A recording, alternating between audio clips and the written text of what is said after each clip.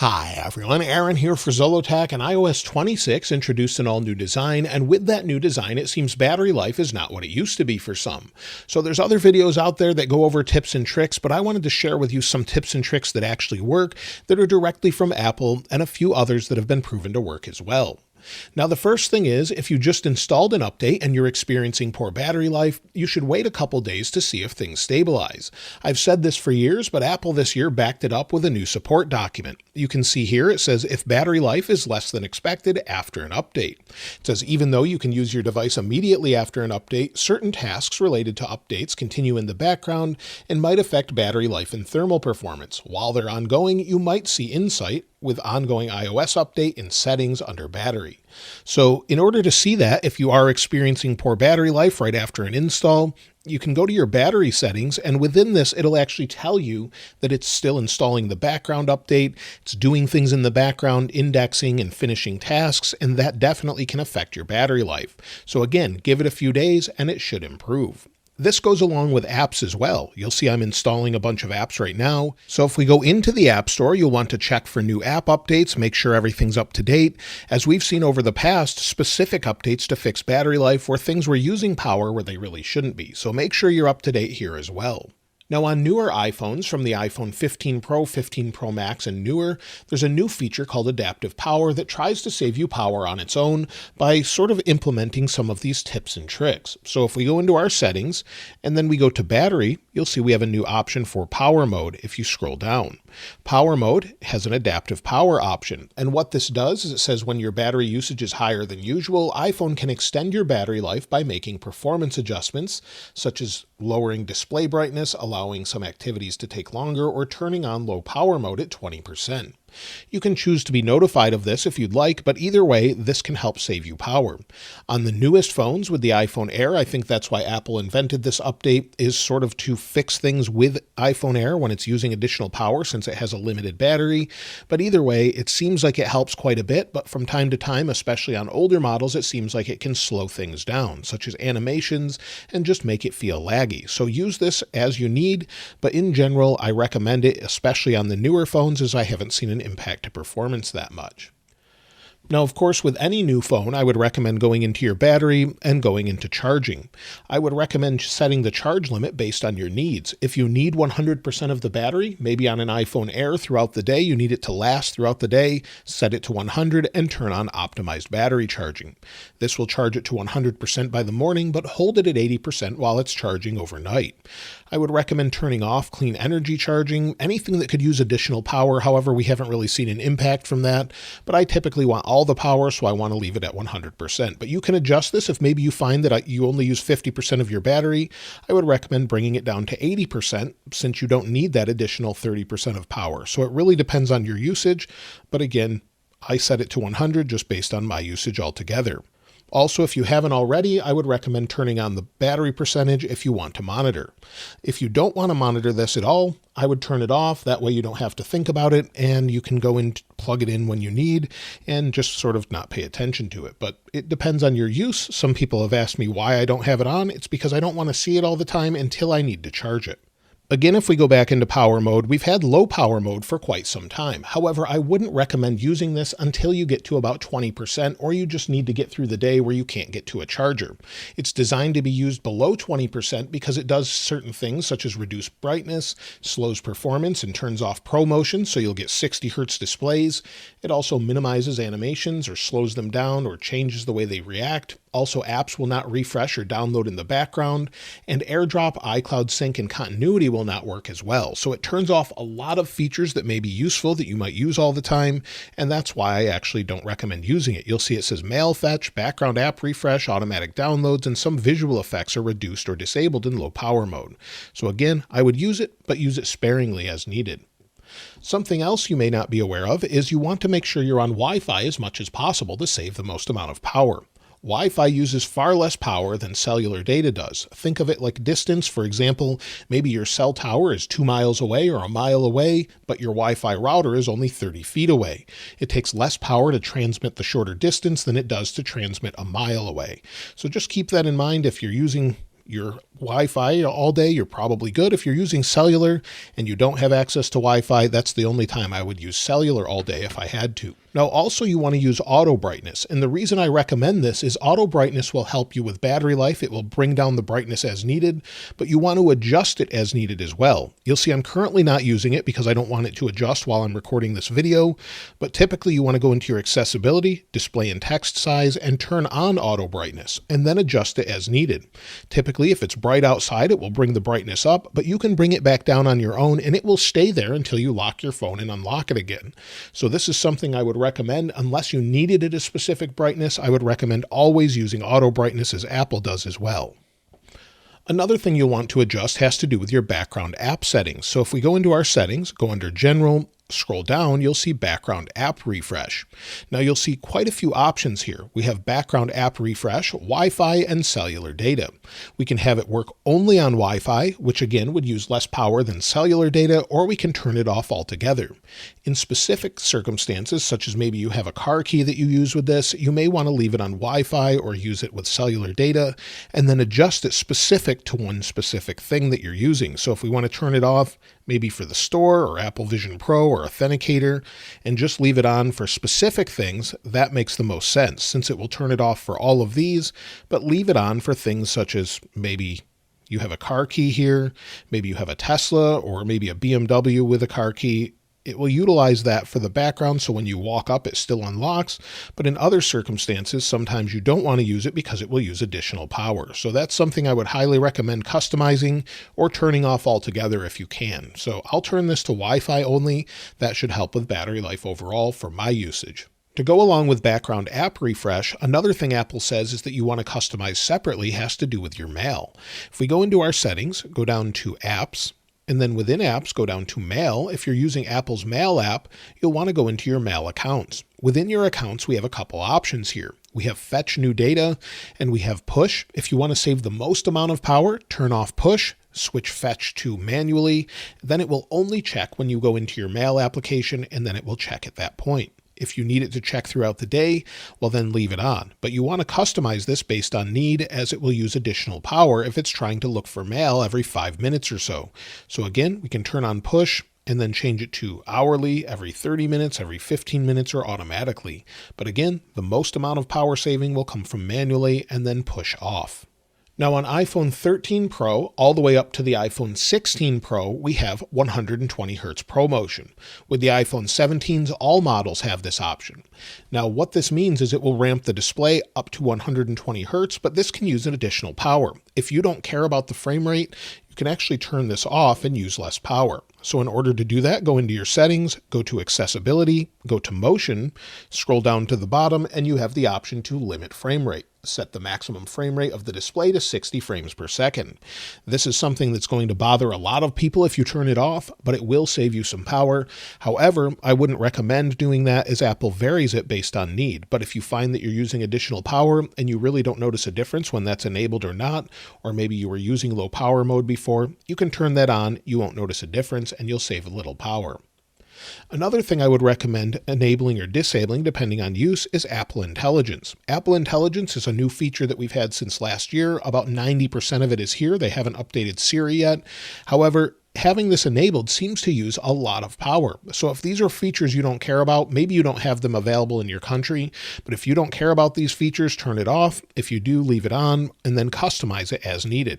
It's going to use the processor to use this Apple Intelligence to summarize things throughout the OS, and of course that will use additional power, as it's needing to do that to summarize things such as notifications, or maybe writing tools when you're using those, or anything else. It's nice to have it available, but if you don't care about it, I would turn it off. Now the next thing is subjective depending on where you live. For example, you'll see here if I turn off Wi-Fi, I currently should have a couple bars of 5G. That's great for my area, it works well, and you may want to customize this if you don't have 5G available in your area, or maybe you're in a remote area, you can change some settings. Go into settings, we'll go back, go up to cellular, And within our cellular data options, you'll see we have voice and data. I typically let this manage itself on 5G auto because I have different bands available here, but if you're in an area where you don't have 5G, you may want to switch to LTE. Also, you could leave it on if you only have 5G, as T-Mobile is said to do very soon. So it just depends on where you live, but also 5G standalone, where can use it for all cellular activity, and again use a different band that's hopefully more efficient. So typically I would recommend just leaving it on auto, turn all of the options on, but again, if you're in an area without any coverage that doesn't have 5G, then switch it to LTE. Now also I would go into your settings for iCloud. So we'll go into settings, tap our name at the top. Then if we go into iCloud, within iCloud, we can then change this to backup on the iPhone using cellular or Wi-Fi. If you have it turned on via cellular, it's going to use a lot more power and of course use up your data as well.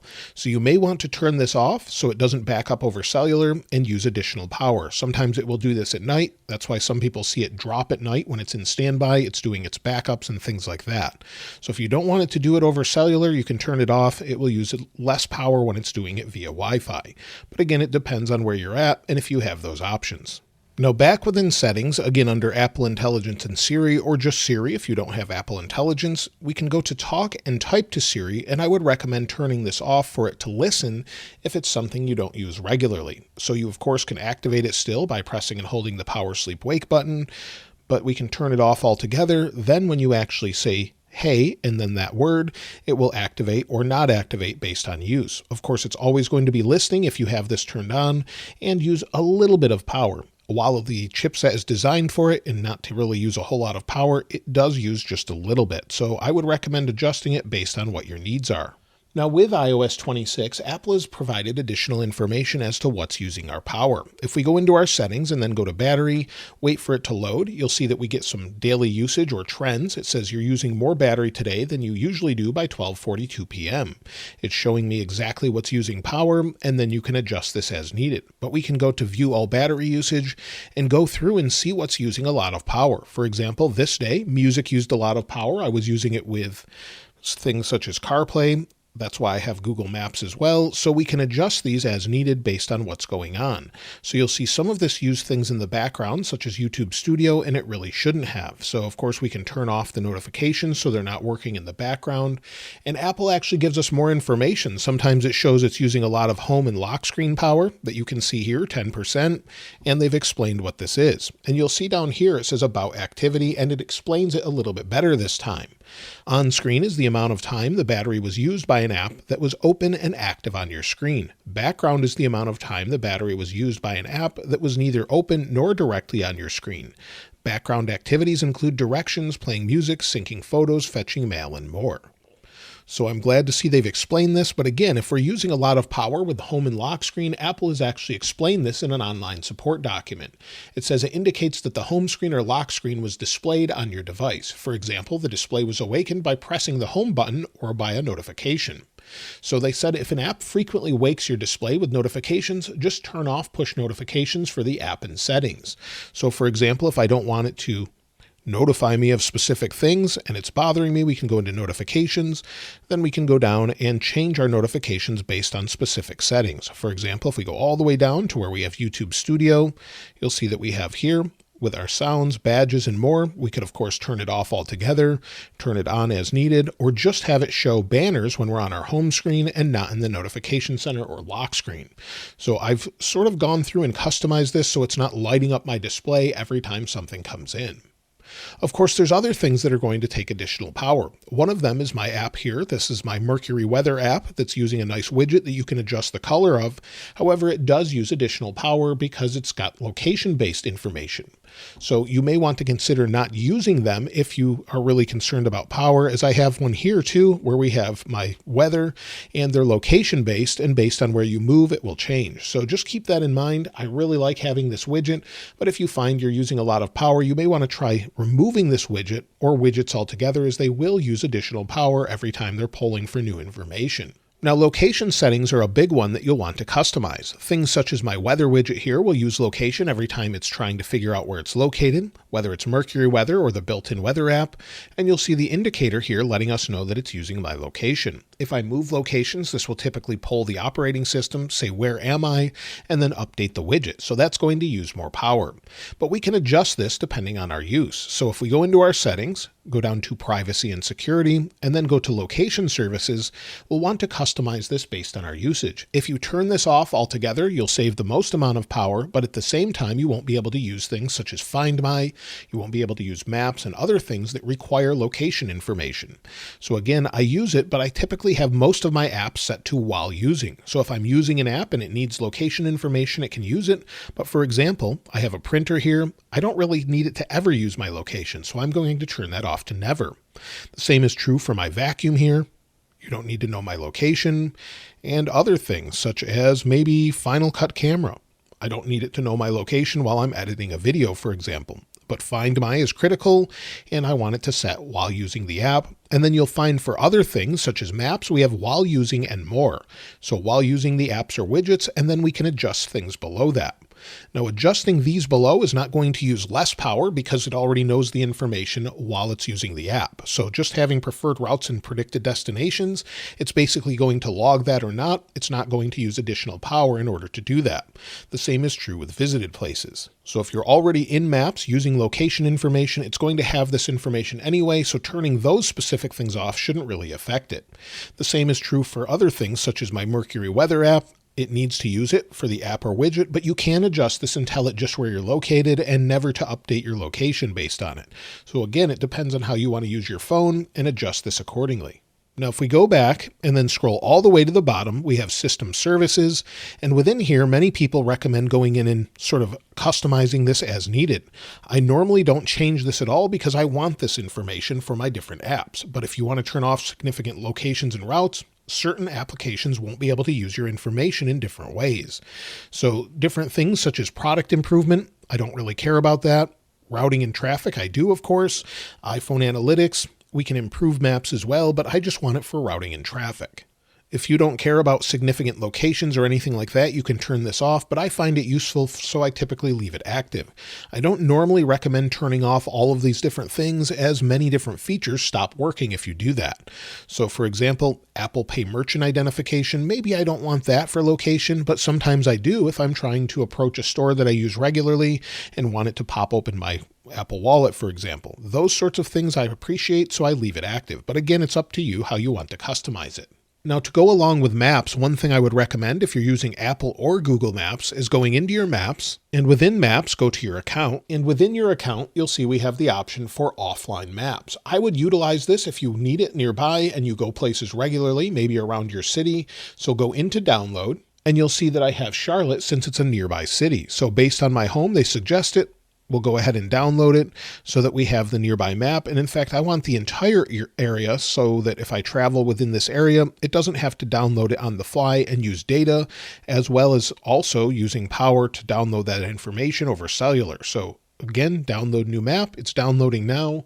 It only takes a moment if you have fast Wi-Fi, and then it will sync across devices. So you can only use offline maps as well to save even additional power and not use data. But it's definitely something I would recommend as it uses a lot less power and you're not pulling all that information cellularly. It's only getting your location information and any traffic information you might need. Another thing you may want to consider disabling or customizing is going into your settings, going to general, and then AirDrop. AirDrop uses very low power when it's just sitting here idle. However, there's an option for bringing devices together that I would recommend turning off. Not only because sometimes it's annoying when you bring your phone near maybe an Apple Watch or something else and it activates. Some people are concerned about safety with other people nearby, but also it's going to leave a sensor active for that. And it's very low power, but again, I would recommend disabling it, at least until you need it. The same is true with AirDrop itself. You can turn it off. I normally leave it to contacts only, and the reason for this is I use it every day throughout the day. So I just want it to be active, but if it's something you never use, turn it off and you'll save just a little bit of power. Now, the next set of features can be super helpful for people, but I wouldn't recommend enabling them unless you need them because they use a lot of power. And that's accessibility features. While they're fun to play around with, if you don't need them, things such as music haptics can use a lot of power. It's going to use the haptic engine to vibrate the phone and sort of follow along to music. It's super helpful if you're hard of hearing and you want to feel what the music feels like, but if you don't need it, I wouldn't recommend leaving it active unless it's something you want to use. So it definitely has this really interesting feel when you're using it, customizing it with full music or vocals only, and it's super helpful overall. But again, I wouldn't recommend just leaving it enabled all the time unless you use it. The same is true with things such as sound recognition. Sound and name recognition are great. Again, if you're hard of hearing or you want to recognize something in the background, it's super helpful. Under sounds, you can have it recognize things such as fire alarms or sirens or different animals and different things such as car horns or water running and more. This is, again, very helpful, but if it's something you don't find that you use or you never need, I would recommend turning it off, as not only is it keeping the microphone active, it's also utilizing more power in the background to recognize that sound. So just keep that in mind. Very helpful features, but I wouldn't use them all the time because of that. But with accessibility features, if you need them, I think they're extremely important, and I'm glad to see Apple include all of them, but they do use a tremendous amount of power with things such as eye tracking, as it's utilizing the camera, understanding movements, and using additional processing power to understand and relay that to the screen. Another thing I would disable if you're not using it regularly has to do with Safari. So if we go down to our apps, go down to Safari. Within Safari, you'll see if we scroll down, we have an option to preload top hit. Maybe you search for something. Maybe you're searching for Apple. It thinks you're going to click on Apple. It can preload that information in the background, saving time to get to the web page. However, if you don't go to it, it's going to preload something you're not using additional data and also using additional processing power. So I turn that off as it's not something that I find useful. But again, if you want it on, it can be helpful if you're doing that throughout the day, and something that's helpful on something along the lines of a Mac, but not necessarily an iPhone. Another thing I would recommend adjusting based on need is under privacy and security. Scroll all the way to the bottom this time and you'll see analytics and improvements. Within this option, we have the option to share iPhone and watch analytics, and then we can adjust the data based on what we want to share. So if we go in here, you can see all of the different analytics that I have. I don't need it to log this information, so I'll turn it off. The same is true with iCloud analytics. These are things that I would prefer to keep private, even though it's anonymously sent to Apple. I just turn it off altogether, but you can read through these and leave them active or not, depending on your usage. The same thing is true with Apple advertising. I turn this off just to keep personalized ads off my phone. It doesn't need to know that information, and it says it doesn't track you at all, but either way, I don't need any of that. I just turn it off altogether. Now, something that can use quite a bit of power has to do with Find My. While I find this incredibly useful, I do have a lot of people that I share my information with as far as my location. If we go into Find My, so within Find My, I share my location and view others' locations throughout the United States and the world. This is mostly family, and you can see quite a few here. The problem with this is any time that they go and look to see where someone is, it's going to pull everyone's phone and find out where they're located. That's typically okay if you're home, but if you've moved and you're regularly moving all over the place, it's going to give that information in real time to them, activating the antenna for your GPS. So keep that in mind. It can use a tremendous amount of power the more people you add. Adding devices and more isn't really much of an issue. Unless you go into this all the time, then it tries to pull all of those devices and figure out where they are. But normally I would recommend limiting the amount of people you're sharing with based on your need, as it can use additional power. Now, using dark mode can actually save you some power as well. Depending on what you're using, if you're on a phone that has an OLED display, so pretty much any of the more recent phones, other than the iPhone 11, for example, or some of the iPhone SE models, these typically have OLED displays, which means the black backgrounds have the pixels completely shut off. Where the pixels are shut off, you're not using any power whatsoever. So in theory, if you used a completely black background, you would save the most amount of power, especially if you only had a few apps on here and everything was just completely blacked out. That would save the most amount of power. But of course, that changes your experience and you may not want to do that. But it's just something I thought I'd recommend if you want to save the most amount of power. To go along with using a dark theme, one thing you may want to consider disabling, depending on your new phone, is an always-on display, or at least customizing it. It's a feature that I actually like, where when you lock your phone, it has an always-on display where it can display some information. If you don't like this or you don't care about it, turning it off will save some power. So if we go down to our display and brightness settings, scroll down, you've got always on display. Now, not every phone has this, but the more recent ones do in the Pro models.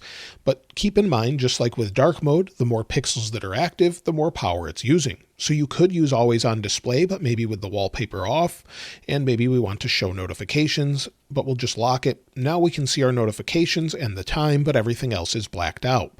That will use less power than if we have the wallpaper itself active where it's using more pixels. So keep in mind, customizing this however you'd like, of course, is great, but the more pixels you're using, the more power you're using. So just keep that in mind and customize it based on your need. Also, something I would recommend against is closing apps. Apple has actually said do not close apps, as this is actually something many people have been following for years. Maybe you're done with something and you close it and swipe it off the phone. That's why there's not a close all button, because this can use additional power and there's no reason to reload everything every single time. So the reason you would close them in this case is maybe you're having an issue with them. Other than that, you can leave them alone and Apple will manage it on its own. Apple goes and puts them in a suspend state, and then when you open them again, it's just going to resume and then start from where it left off, instead of reloading everything from the start again using less data and less power. So that's something that some people get mistaken, is unless you're having an issue with a specific application, or maybe you're running maps and you don't want it to navigate anymore or use power, then you can swipe them off. I typically won't close any apps unless I'm having an issue or it's a map application. So just keep that in mind, as that will typically help you a little bit. Now, many people have asked me about turning off Bluetooth and if that will save power. In theory, it will save a little bit of power, but Bluetooth is used for so much and is generally very low power. So I would recommend leaving it enabled unless you have 0 Bluetooth devices, but normally I would limit the amount of devices you have connected to it or that you have in here so it's not looking for them if they're nearby. So other than that, though, I would recommend leaving it enabled unless you absolutely don't need it. Now, if you find yourself in an area where there's very low cell signal, or maybe you don't have Wi-Fi either, I would recommend turning on airplane mode, at least for the time being, until you're back in an area that has power, as this will use far less power, not needing Wi-Fi or cellular, and it shuts off those antennas altogether. So it's going to turn those antennas off, saving you the most amount of power possible while keeping your phone active if you want to use it. As you move further and further away from a cell tower, it's going to try and ramp up that power and connect to the closest tower. And if it doesn't find anything, it's going to use a lot of power as it's trying to pull different cell towers or trying to communicate with them if it finds one nearby. The same is true with your settings in Wi-Fi. I would recommend going into your Wi-Fi, and then at the bottom of Wi-Fi, it says ask to join networks. You can have it notify or off altogether. I don't want it looking to find networks around me nearby and asking me to join them, as it's going to be searching and using additional power. I only want it to join the networks it's familiar with, that's in my home or office, or maybe a hotel I regularly stayed, something like that. Other than that, I would leave it off. I don't want it checking regularly for different Wi-Fi connections and trying to join them. Now, one thing you may want to consider disabling based on your power needs has to do with feedback when you're typing on the keyboard. If we go into our system settings here, and then we go into sound and haptics, then we scroll down to where we have keyboard feedback, we have the option for sound and haptic, or we can turn both of them off or one of them off. I actually like the haptic feedback where things vibrate as you type, but keep in mind that's activating the taptic engine or motor every time you're typing. So of course that's going to use power to activate that motor, and while it may not be a huge change, it is something you'll want to consider. So just keep in mind, enable or disable that based on need, but I think it's worth it to use that additional power to have some haptic feedback. But if you don't care about that, you can turn it off. So there are a lot of other tips out there, but they use so little power, if any, that it's not really worth changing the settings that I haven't mentioned that are directly from Apple, or a few that have been proven outside of that. So I typically say just enjoy your phone. Hopefully it gets you through the day, and I'm not a big fan of disabling a ton of features as you bought your phone to use the latest features. But again, let me know how it's going for you in the comments below. I'll link this wallpaper in the description like I normally do. And if you haven't subscribed already, please subscribe. And if you enjoyed the video, please give it a like. As always, thanks for watching. This is Aaron. I'll see you next time.